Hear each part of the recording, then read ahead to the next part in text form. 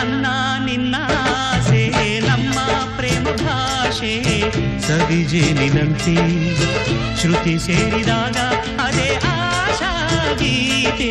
ನನ್ನ ನಿನ್ನ ಆಸೆ ನಮ್ಮ ಪ್ರೇಮ ಭಾಷೆ ಸವಿಜೇನಿನಂತೆ ಶ್ರುತಿ ಸೇರಿದಾಗ ಅದೇ ಆಶಾ ಗೀತೆ.